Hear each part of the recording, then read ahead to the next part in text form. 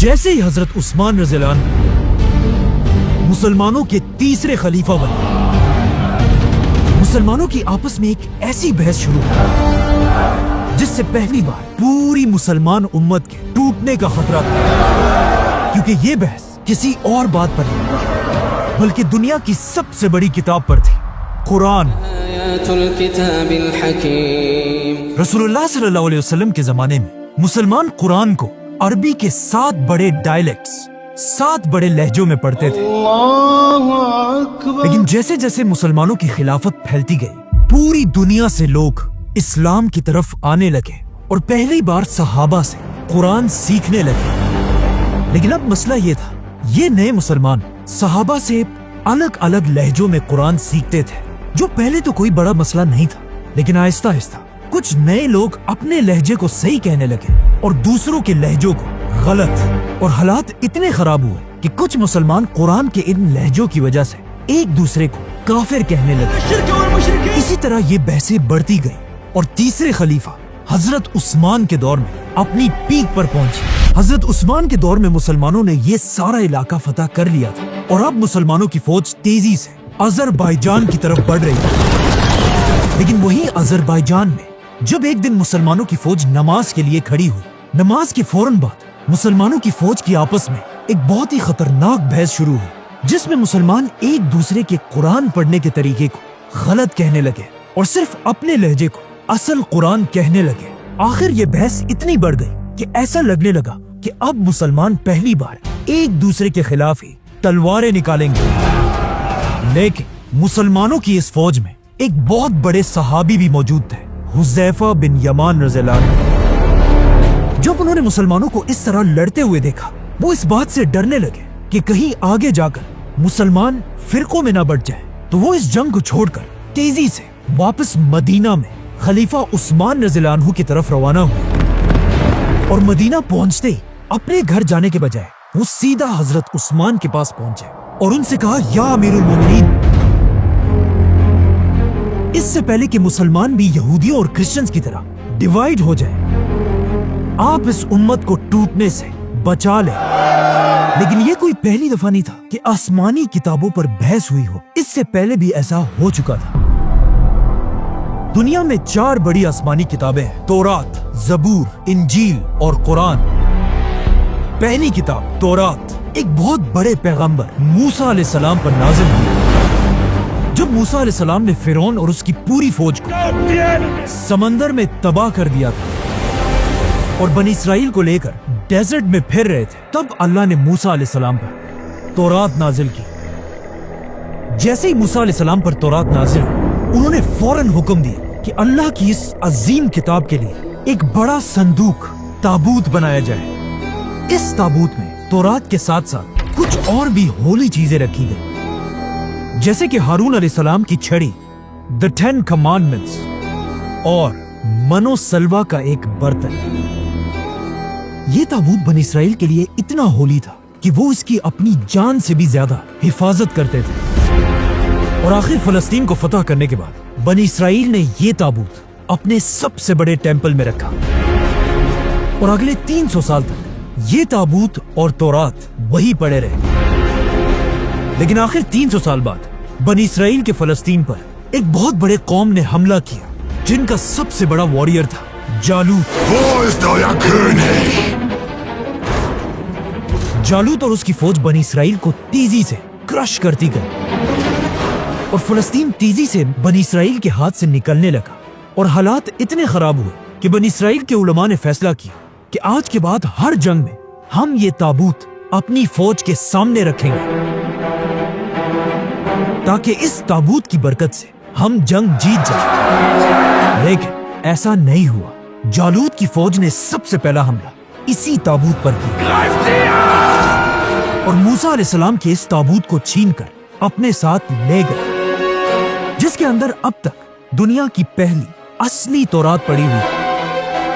आखिर बनी इसराइल का एक बहुत बड़ा बादशाह है, दाऊद अलैहिस्सलाम, जिन्होंने जालूत और उसकी फौज पर हमला किया और उन्हें खत्म कर दिया और मूसा अलैहिस्सलाम के संदूक को दोबारा उसकी असल जगह पर रखा। लेकिन यहाँ एक बहुत बड़ा मसला यह था जब इस संदूक को खोला गया, इसके अंदर मूसा अलैहिस्सलाम की तौरात थी ही नहीं। मतलब पहली बार दुनिया से ओरिजिनल तौरात गायब हो चुकी थी। इसीलिए दाऊद अलैहिस्सलाम पर दूसरी आसमानी किताब नाजिल हुई, ज़बूर, जिसके बाद आने वाले प्रॉफिट्स ने तौरात को दोबारा लिखा और तौरात और ज़बूर को एक साथ एक ही जगह सेफ रख दिया। लेकिन दाऊद अलैहिस्सलाम के 400 साल बाद एक बार फिर फलस्तीन पर हमला किया गया।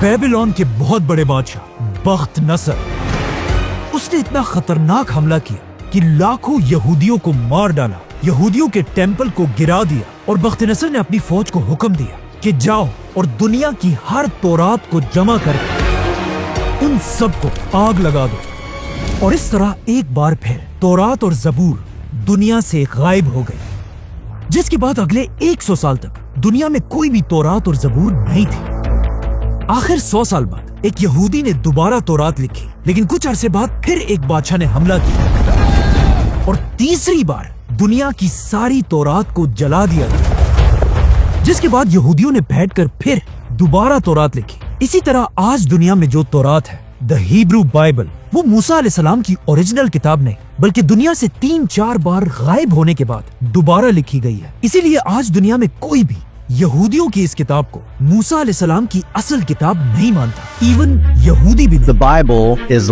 literally not true. अब तौरात के बार बार गायब होने और जला दिए जाने की वजह से तौरात इतनी बिगड़ चुकी थी कि अब दुनिया में अल्लाह की कोई भी आसमानी किताब अपनी असल शक्ल में मौजूद नहीं थी। इसीलिए यहाँ पर अल्लाह ने अपने बहुत बड़े पैगंबर ईसा अलैहिस्सलाम पर अपनी तीसरी आसमानी किताब नाजिल की, इंजील। लेकिन इंजील को भी बिल्कुल कुरान की तरह पहले दिनों में एक किताब की शक्ल में नहीं लिखा गया और ईसा अलैहिस्सलाम के दुनिया से जाने के बाद उनके फॉलोअर्स ज़बानी एक दूसरे को इंजील सिखाने लगे और आखिर ईसा अलैहिस्सलाम के 100 साल बाद एक आदमी ने दुनिया की पहली बाइबल लिखी और उसे सही इंजील कहने लगा। लेकिन इस आदमी की पहली इंजील को पूरी दुनिया के क्रिश्चियंस ने रिजेक्ट कर दिया और यहाँ से बिल्कुल तौरात और ज़बूर की तरह इंजील में भी कंफ्यूजन शुरू हुई, जिसके बाद हर तरफ लोग अपनी मर्जी से इंजील लिखने लगे और आखिर ईसा अलैहिस्सलाम के 300 साल बाद एक ऐसा वक्त भी आया कि दुनिया में हजारों डिफरेंट इंजीलें थी। इसीलिए ईसा अलैहिस्सलाम के 300 साल बाद दुनिया के सारे क्रिश्चियन स्कॉलर्स की एक बहुत बड़ी मीटिंग हुई, जिसमें उन्होंने खुद ही अपनी मर्जी से इन हजारों इंजीलों में से सिर्फ 4 इंजीलों को सेलेक्ट किया और बाकियों को रिजेक्ट कर दिया। इसीलिए आज के जमाने की इंजील बाइबल को ईसा अलैहिस्सलाम की सही इंजील नहीं कहा जा सकता, बल्कि इवन क्रिश्चियंस भी इसे सही इंजील नहीं समझते। तो अब तौरात, ज़बूर और इंजील तीनों आसमानी किताबें जब दुनिया से गायब हो चुकी थी, तो अल्लाह ने दुनिया में अपनी आखिरी किताब नाजिल की, कुरान। Muhammad, read.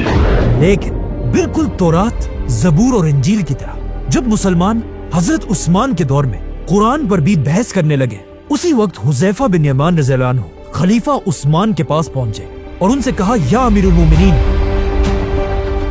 इससे पहले कि मुसलमान भी बिल्कुल यहूदियों और क्रिश्चियंस की तरह अल्लाह की किताब पर इख्तिलाफ में पड़ जाए, आप इस उम्मत को बचा लें। लेकिन खलीफा उस्मान रज़ियल्लाहु अन्हु को इस मसले का पहले से ही पता था, क्योंकि इससे कुछ ही दिन पहले एक दिन मदीना में 2 बच्चे एक दूसरे को कुरान सुना रहे थे। इन दोनों बच्चों का कुरान था तो एक ही, लेकिन इनके कुरान का लहजा एक दूसरे से डिफरेंट था, जिसकी वजह से ये दोनों बच्चे आपस में लड़ने लगे। जब उनके टीचर्स को इसका पता चला, इन बच्चों के टीचर्स भी कुरान के लहजों पर लड़ने लगे। आहिस्ता आहिस्ता ये लड़ाई इतनी फैल गई कि ये मसला सीधा खलीफा उस्मान तक पहुंचा। तो अब जब मदीना से लेकर खिलाफत के बॉर्डर्स तक लोग कुरान के लहजों पर बहस करने लगे थे, तब हजरत उस्मान ने अपनी जिंदगी का सबसे बड़ा फैसला किया और मदीना के सारे बड़े सहाबा को मस्जिद नबवी में जमा किया और फिर रसूलुल्लाह सल्लल्लाहु अलैहि वसल्लम के मिंबर पर खड़े होकर कहा कि वक्त आ चुका है, पूरी दुनिया के मुसलमानों को कुरान के एक ही लहजे पर यूनाइट किया जाए। जिसमें कुछ सहाबा हजरत उस्मान के इस फैसले से खुश नहीं थे, लेकिन ज्यादातर सहाबा ने हजरत उस्मान के इस फैसले को सपोर्ट किया, जिनमें सबसे बड़े सहाबी थे फ्यूचर खलीफा हजरत अली रज़ियल्लाहु अन्हु। हजरत उस्मान रज़ियल्लाहु अन्हु ने एक लहजे का कुरान बनाने के लिए 8 लोगों की कमेटी बनाई और इस कमेटी का हेड उन्होंने ज़ैद बिन साबित रज़ियल्लाहु अन्हु को बनाया, क्योंकि ज़ैद बिन साबित कोई आम सहाबी नहीं, वो रसूलुल्लाह सल्लल्लाहु अलैहि वसल्लम के जमाने से कुरान की आयत लिखा करते थे। और हजरत अबू बकर रज़ियल्लाहु अन्हु के जमाने में ज़ैद बिन साबित रज़ियल्लाहु अन्हु ने पहली बार कुरान को किताब की शक्ल में लिखवाया था। ये दुनिया का पहला कुरान सबसे पहले अबू बकर रज़ियल्लाहु अन्हु के पास था, फिर हजरत उमर रज़ियल्लाहु अन्हु के पास, और अब हजरत उमर रज़ियल्लाहु अन्हु की बेटी उम्मुल मोमिनीन हजरत हफ्सा रज़ियल्लाहु अन्हा के पास था। तो हजरत उस्मान ने इसी कुरान को दोबारा मंगवाया और हजरत ज़ैद से कहा कि इसी कुरान को देखकर एक ही लहजे में कुरान लिखो, लेकिन वो लहजा कुरैश का लहजा होना चाहिए, क्योंकि कुरान असल में इसी लहजे में नाजिल हुआ था। जैसे ही कुरान एक ही लहजे में कंप्लीट कर लिया गया, हजरत उस्मान ने पूरी खिलाफत में एक हुक्म जारी किया कि जिस मुसलमान के पास भी कुरान के हिस्से पड़े हुए हैं, चाहे वो चमड़े, पत्थर या पत्तों पर लिखी हो, उन सब कुरान के हिस्सों को खिलाफत के हवाले कर दिया जाए। जिसके बाद पूरी दुनिया के मुसलमान अपने अपने कुरान के नुस्खों को खिलाफत के ऑफिसर्स के हवाले करने लगे। जब कुरान के ऑलमोस्ट सारे नुस्खे हजरत उस्मान के पास जमा हुए, हजरत उस्मान ने हुक्म दिया कि अब इन सब को आग लगा दी जाए। जैसे ही इन सब को आग लगाई गई, उसके बाद अब दुनिया में सिर्फ एक ही कुरान बाकी रहा, कुरैश के लहजे में लिखा गया कुरान। जिसके बाद हजरत उस्मान ने इसी कुरान के 7 कॉपीज बनाई और उसे खिलाफत के हर बड़े शहर की तरफ भेज दिया और पूरी दुनिया में ऐलान किया कि आज के बाद पूरी दुनिया के मुसलमानों का एक ही यही कुरान होगा। हजरत उस्मान के इसी कुरान को आज पूरी दुनिया के बिलियंस ऑफ मुसलमान डेली पढ़ते हैं और हजरत उस्मान के जमाने का कुरान दुनिया के कुछ हिस्सों में पड़ा हुआ है।